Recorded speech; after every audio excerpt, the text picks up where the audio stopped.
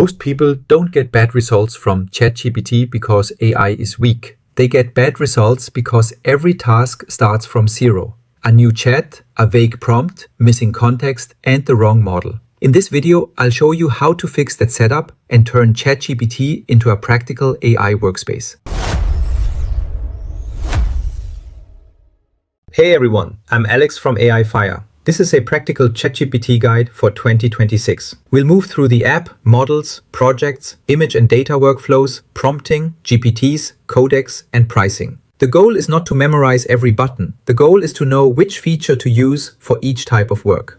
First, here's the basic map. This is the chat bar where most people start. Around it, you have uploads, search, image generation, the model picker, projects, GPTs, and Codex if it's available in your account. ChatGPT is no longer just a prompt box. It's a workspace where context, tools, files, and reusable assistants come together. Voice mode lets you talk to ChatGPT instead of typing. OpenAI describes it as a way to have a spoken conversation with ChatGPT, where you ask questions by voice and get spoken responses back. Vision is where ChatGPT can work with what you show it. In OpenAI's official demo, they show advanced vision and voice in the mobile app, using the camera and microphone, so you can interact with the world around you, ask follow-up questions, and get real-time insights. This is OpenAI's new function. For everyday work, I'd use this when something is easier to explain by showing it. A dashboard, a product, or a messy idea I want to talk through first.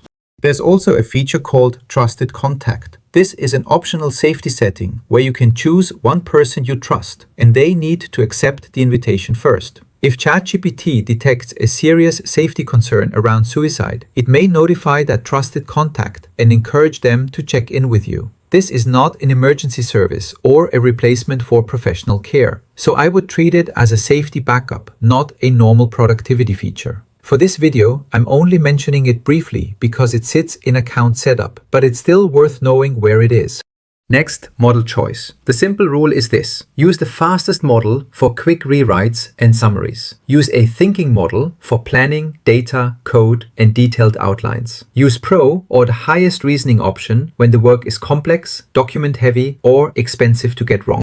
Now we get to the setup that matters most. Projects. I'll create one project called AI Fire Content System. This becomes the home base for AI Fire content work. Once this is set up, I don't need to repeat the same brand voice, audience, and CTA rules every time. Inside project settings, I paste the instruction block. This tells ChatGPT how this workspace should behave, who the audience is, how the output should sound, how outlines should be structured, how scripts should be written, and when it should suggest saving stable information to memory. Next, I upload the reusable materials as I show on screen. These are the things I don't want to paste again in every chat. Then I start a new chat inside the project and use a shorter prompt. Create a complete video plan using this project's instructions, uploaded materials, and available sources. Now let's use ChatGPT for a creator workflow. I'm using the latest image tool available in ChatGPT at the time of recording. The goal is not to finish the final thumbnail. The goal is to test a visual direction fast before spending time in a design tool. Next is data. I upload an AI Fire YouTube performance sheet and ask ChatGPT to find strong CTR topics, weak retention, title patterns, and next video ideas. This is more useful than asking for random ideas because the recommendation is based on performance signals. Here's the prompting habit I'd keep even if the models change. Ask ChatGPT to interview you first. Most weak outputs happen because the model has to guess the audience, goal, examples, and constraints. So before asking for the final outline, ask for 10 questions first.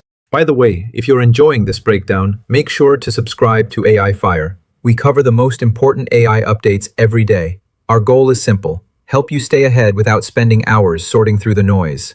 So hit subscribe, follow AI Fire, and keep your AI advantage growing. The next feature is GPTs. Here's the simple distinction. Projects are workspaces for a topic. GPTs are repeatable assistants for one task. I'll build a GPT called AI Firehook Coach. Its job is specific. Create YouTube hooks in the same format every time. Now I test it with a short prompt. Notice I'm not repeating the full role or format. The GPT already has that saved. I only give the topic, pain point, and big promise. What about apps and agents? Apps are for connected context. Agent is for multi-step execution. For a safe beginner demo, I keep this controlled. Research the latest ChatGPT features from official OpenAI sources and turn that into a one-page AI fire prep brief. Before the mini app demo, I'll show where Codex lives. In ChatGPT, I click the Codex button in the side panel. That takes me to the official Codex page. From there, I quickly point out the download button so viewers know where to get it. I'm not going through sign in or workspace setup here. After this quick preview, we'll move straight into the mini app prompt and build a simple AI fire hook generator. Now for the prompting stage. I ask Codex to build a simple AI fire hook generator. This shows the difference between advice and files. ChatGPT can help think through work. Codex can start building the work. Codex is also useful with local project files. I open a folder which contains AI Fire's characteristics. Then I ask Codex to create projectaudit.md. That file tells me what each file is for, what context is reusable, and whether instructions conflict. For repeated work, Codex can also prepare a workflow. In this demo, it creates a weekly report from a YouTube performance CSV. I'm not scheduling anything automatically. I just show the generated file, open it, and use a simple safety checklist before keeping the output. Pricing, keep the decision simple. Free or Go is fine for light use. Plus is the starting point for serious daily use. Pro makes sense if you do heavy research, long tasks, lots of Codex, or higher limit workflows. Don't upgrade for status. Upgrade when your workflow hits limits. Here's the setup I do after watching this. Pick your model habit. Create one project. Add project instructions. Upload a few useful materials. Try one question-first prompt. Build one custom GPT. Then test one advanced workflow, data, agent, or Codex. I believe our prompts and workflows can solve your pain point. So subscribe to AI Fire if you want more practical AI instruction like this. Goodbye and see you in the next video.